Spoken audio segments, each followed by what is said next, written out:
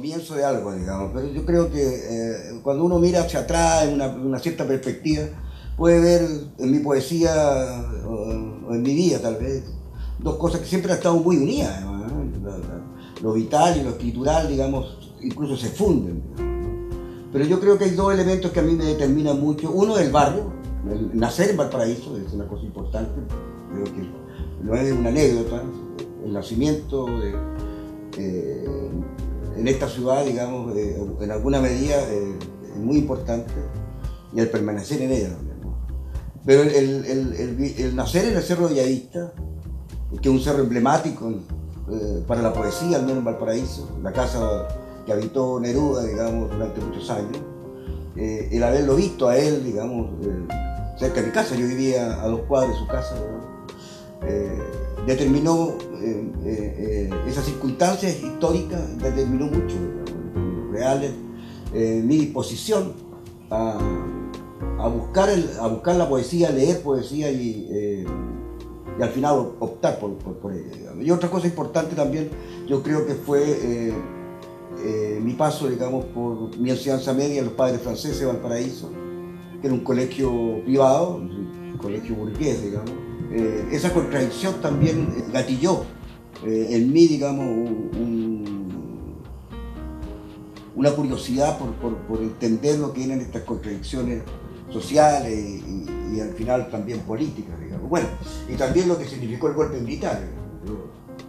Yo para el golpe militar tenía ya 16, 17 años, y eso fue tremendo, digamos, ¿no? El vivir por un lado parte de lo que había sido el gobierno popular de Salvador Allende, y tener que vivir, digamos, el golpe militar y lo que significó ese golpe para miles de chilenos, y a mí en lo particular, digamos, me significó tener que asumir una posición política muy tempranamente, digamos, en términos de que los valores de la libertad, los valores de la democracia, los valores de los antiguos, los valores franceses que a mí me habían enseñado en el colegio, habían sido arrebatados, conculcados, y que mi pueblo, que la ciudad, que la gente que yo conocía, que estaba sucediendo alrededor mío, era de una violencia impresionante, ¿no? Entonces yo creo que eso determinó mucho, digamos, de lo que fue el inicio de mi poesía, que en alguna medida ha tenido una continuidad, digamos. Mi poesía es una poesía, si no bien militante, pero sí es una poesía social, es una poesía política, que siempre ha dejado de lado el panfleto. Yo nunca jamás he estado de acuerdo con esa poesía panfletaria, pero sí reconozco que hay un peso muy fuerte, digamos, de lo político, y un peso muy fuerte de lo social.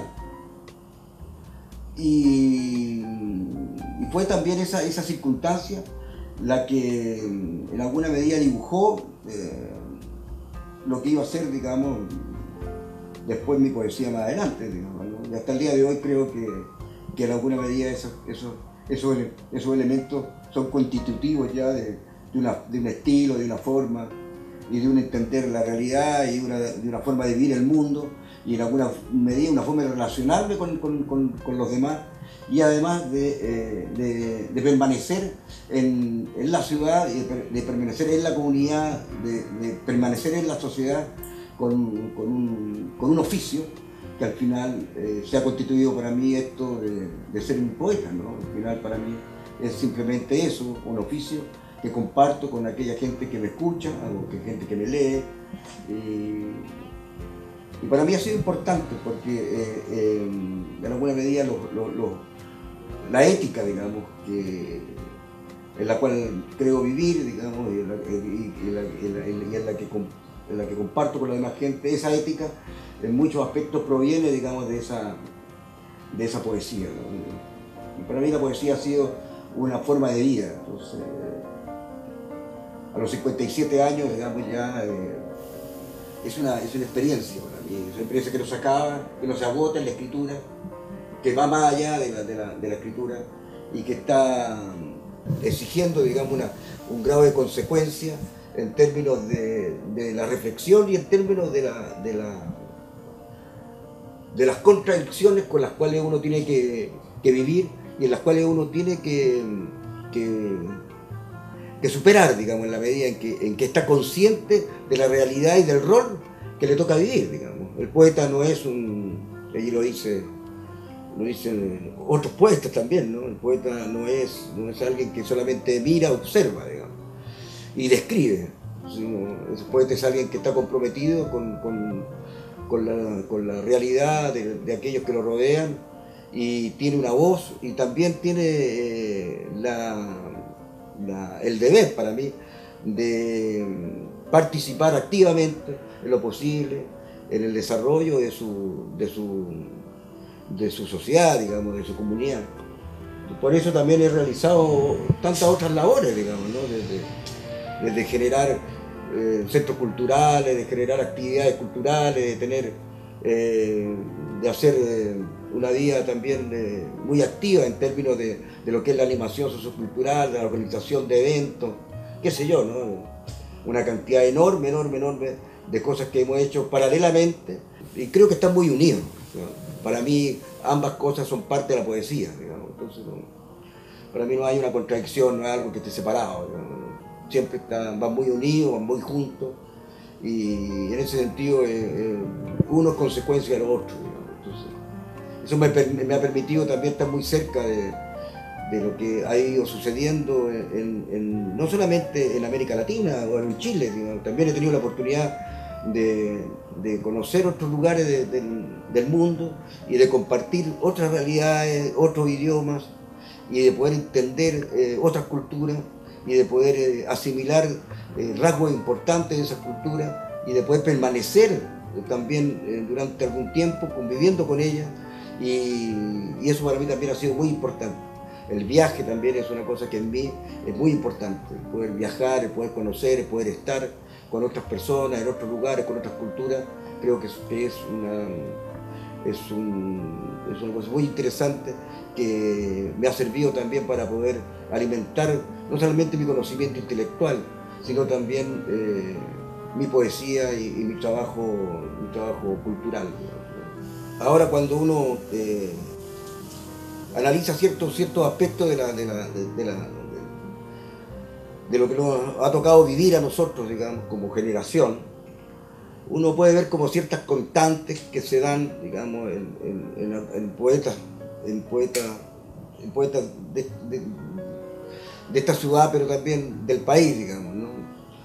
Yo me siento muy emparentado y muy cercano a la poesía de Juan Cameron, por ejemplo, ¿no? Con quien me une una gran amistad, y con quien también me ha tocado compartir no solamente cientos de lecturas, digamos, que nos ha servido a ambos, digamos, y yo creo que hemos podido influir en algunos para asumir esta tarea, esta labor, este oficio de poeta, con cierto conocimiento y con cierta dignidad, con cierto oficio, digamos, ¿no? De que la poesía sea creada, digamos, con cierto rigor, ¿no? De rigor, de lectura, de estudio, y de otros poetas, ¿no? El caso de Raúl Zurita, el caso de Juan, el caso de Juan Luis Martínez, el caso de José María Memet, el caso de Enrique Lin, el caso de Gonzalo Rojas, Gonzalo Villán, tantos poetas que he tenido el honor y la suerte de conocer, y otros poetas también, qué sé yo, con los cuales me ha tocado en algún momento compartir, como Estuchenko, gran poeta ruso, o como Ernesto Cardenal, este gran poeta de Nicaragua. Yo creo que he tenido el honor y la suerte de conocer también a muchos poetas y a muchos escritores que han hecho de su vida un ejemplo, un estilo, una forma, una ética y un compromiso, digamos, con el cual yo asumo mi creación, pero más que nada mi vida, digamos, ¿no? Yo creo que al final la literatura es un fenómeno que puede ser más interesante o menos interesante, pero la vida de las personas, el compromiso que uno tiene con las cosas, el compromiso que uno tiene cotidianamente con los demás es lo más importante. Yo he tratado al menos de ser lo más consecuente posible. Sí, yo creo que hay algo interesante que puede haber, digamos, decir esto, ¿eh? Cuando nosotros comenzamos a escribir, era tal el grado, digamos, de represión que había, que nosotros no podíamos comprar el papel para imprimir. Había que ir a una cosa extrañísima que se llamaba Dinaco en ese tiempo, para justificar el para qué querías papel. Es una cosa realmente aberrante. Y eso significó también tener que construir una poesía distinta, digamos, que sorteara eso de la censura. Y eso se dio un poco con lo que fue la poesía oral, digamos. Yo he defendido y he dicho esto muchas veces. Yo vengo más bien de la oralidad que desde la literatura, digamos. Entonces, y la oralidad, después descubrí eso, de que en alguna medida era muy anterior, digamos, a la escritura, mucho más anterior a la escritura, y que la poesía oral es mucho más remota y mucho más interesante, si se quiere también. Bueno, es interesante, igualmente interesante que la escritural, digamos. Entonces, de ahí ese fenómeno fue un fenómeno muy interesante porque tuve que preocuparme o de entender otras formas, digamos, del hablar cotidiano. Entonces yo incorporé todo esto que fue la voz de los relatores deportivos, de los relatores de los caballos de carrera, de los feriantes, todas estas voces, digamos, que en alguna medida permanecían en la comunidad, pero también en el entorno más inmediato. Y también hicimos cosas bastante interesantes, por ejemplo, lo que fue la bolsa. La bolsa, lamentablemente no tengo ningún ejemplar, pero la bolsa fue un libro de poemas en el que trabajamos con un diseñador gráfico, con Bernardo Aravena de Chaurre, sobrino de Roberto Mata. Y con él hicimos una serie de dibujos, con ilustraciones de algunos poemas míos, y esos se hicieron clandestinamente, recuerdo, lo hicimos en serigrafía, y iban en una bolsa de basura, no una bolsa de basura, era una bolsa de papel, que eran las bolsas en las cuales uno antes compraba en las ferias populares, en las ferias públicas.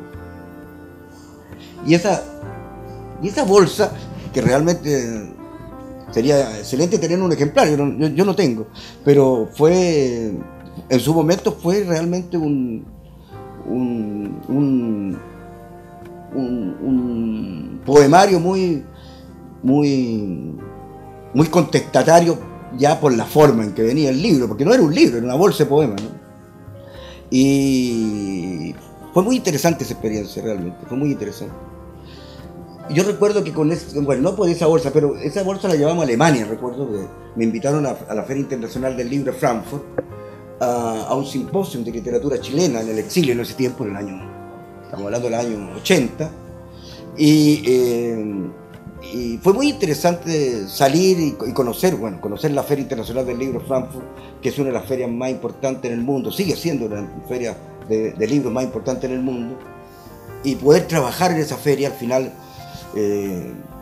me invitaron a participar de esa feria, tuve 3 años en Alemania y 3 años después acá en Chile. Y fue una experiencia riquísima, digamos, una experiencia hermosa, el trabajar, digamos, en esa feria y generar ahí también otro libro que también fue muy importante, que fue Los 10 poetas chilenos, una antología, con un prólogo muy hermoso de Federico Schoff, que fue unos pocos libros para esa época en que se dio a conocer la poesía que se estaba realizando por jóvenes en Chile y que fue traducido al alemán, que tuvo un gran éxito en Alemania, fue muy leído, muy comentado. Y también paralelamente a eso, yo había filmado con Cristian Sánchez una película que se llama Los deseos concedidos.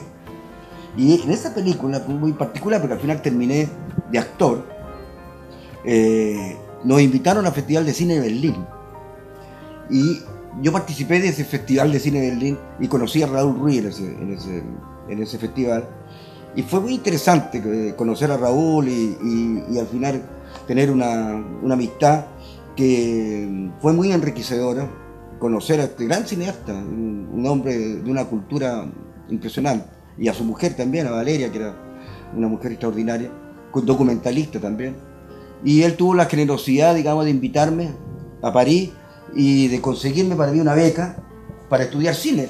Y terminé estudiando dirección de cine documental, conocer a este grupo enorme de intelectuales y de artistas que estaban en su momento viviendo en París, entre ellos los Jaivas, Eduardo Parra, que estaban exiliados, no exiliados, pero estaban viviendo en París, y a mucha otra gente, digamos, que en ese momento pasaba o estaba viviendo en París, como en Alemania, como en Zúrich, como en Holanda, como en Suecia, digamos. Hay una cantidad enorme de chilenos exiliados, digamos, y también conocer con ellos, conversar con ellos, entender, digamos, un poco y conocer la realidad del exilio también fue algo para mí impresionante, ¿no? Y bueno, los demás libros han sido los que se han publicado aquí en Chile, digamos, y muchos de ellos son autopublicaciones, digamos, ¿no? Pero yo no soy un escritor de libros. Entonces, a mí me cuesta mucho escribir un libro de poesía, me cuesta porque yo soy más bien un escritor de poemas, entonces lograr una unidad, lograr una cantidad de poemas que tengan una cierta relación, para mí es muy difícil. Estoy publicando cada 10 años un libro, ¿no? Me cuesta mucho. Pero han habido libros que para mí o poemas que han sido más, no más importantes, pero que sí han tenido un peso y que han sido más o menos determinantes en mi vida, digamos, ¿no? Sobre todo los que fueron el Gracias Señor. El Gracias Señor es un libro que terminé escribiéndolo en Alemania. Y este es un poema que está escrito en Alemania, está del año 83. Gracias Señor. Gracias Señor por el suelo a la altura de la suela, la lengua, el paladar entero hecho polvo y ceniza por el lacrimógeno. Gracias Señor por la justicia adivina.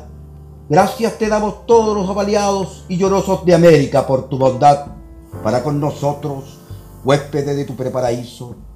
Gracias por los barcos y los tanques, por los aviones y los torturadores, por la cruz de hierro. Señor, tú sabes el paradero de los desaparecidos, así es tu gracia. Infórmanos al comité o a un tribunal cualquiera, nunca tan justo como el tuyo, pero danos al menos esa tranquilidad. Señor, te rogamos, manda algún ángel desocupado, aquí cesante, o alguno de tus asesores. Tenemos hambre de todo. Señor, que tu luz divina alumbre en las poblaciones, porque la compañía de electricidad nos cortó la luz terrena. Señor, te informamos que la duda eterna se nos convirtió milagrosamente en deuda externa, que el pan, que es tu cuerpo, ha subido hasta las nubes y los niños de mi patria no pueden volar. Es un decir, Señor, porque los hemos visto volar hechos pedazos, y no por tu verbo, sino por las esquilas de las bombas. Señor, el vino que es tu sangre tiene a medio continente alcohólico, es decir, Señor, borracho de tu sangre, buscando la tierra prometida. Señor, aquí con una democracia nos conformamos, por último, con una democracia cristiana. Es así nuestro dolor y nuestra desesperación, Señor. Es un poema que tiene, creo que, muchos de los componentes que al final son constitutivos de mi poesía, digamos, ¿no? Una poesía que aborda los temas valóricos y que tiene, digamos, esa densidad matizada con una cierta ironía y con un sarcasmo, digamos, y con un cierto humor negro, ¿no? La iglesia, los partidos políticos, la dictadura, los militares, todos estos temas que son sujetos también de mi poesía, ¿no? Entonces, y lo otro también que ha sido parte de mi poesía, ha sido esta ironía un poco de este humor negro, digamos. Este poema, por ejemplo, que voy a leer ahora, está dedicado a varios amigos que están muertos, que han muerto en forma violenta hacia sí mismos, digamos, donde en alguna medida está el suicidio, ¿no? Y que han sido compañeros de ruta en algún momento, o sea, como el caso de Jorge Sagre, el caso de Jorge Contreras, que nosotros conocimos, el caso de Juan Carlos Dávila, y ahora último el caso de Tote España, digamos, ¿no? Que son 4 amigos míos muy cercanos, que han encontrado la muerte, digamos, en circunstancias muy dolorosas, ¿no? En términos de que han sido ellos los constructores de su propia muerte, ¿no? Es tanta la bajeza que elegiste quedarte bajo tierra. Difícil vivir en la nada sin ser poeta ni filósofo. Cualquier esquina sirve para despedirse de nadie y mirar la calle, la gente, el paisaje, la ciudad por última vez. Está bien partir sin explicaciones. Sabemos lo insoportable que es la soledad, desear y no tener, querer y no poder. La miseria es miserable y la dignidad es un cuento. Sagre, no eres el mejor ejemplo a seguir. Tomaste al pie de la letra y de la copa cuanto se puso por delante. Donde decía vivir, leíste beber. Pequeña dislexia la tuya. Por eso tus copas se llenaban de recuerdos, se vaciaban de soledad. Eran copas de humo, eran copas de sal. Fue demasiado lo vivido, fue demasiado lo bebido, fue demasiado lo perdido. Espero que ahora sí descansarás en paz, amigo. Ojalá te sepultaran con tus lentes, así me reconocerás la próxima vez que nos encontremos.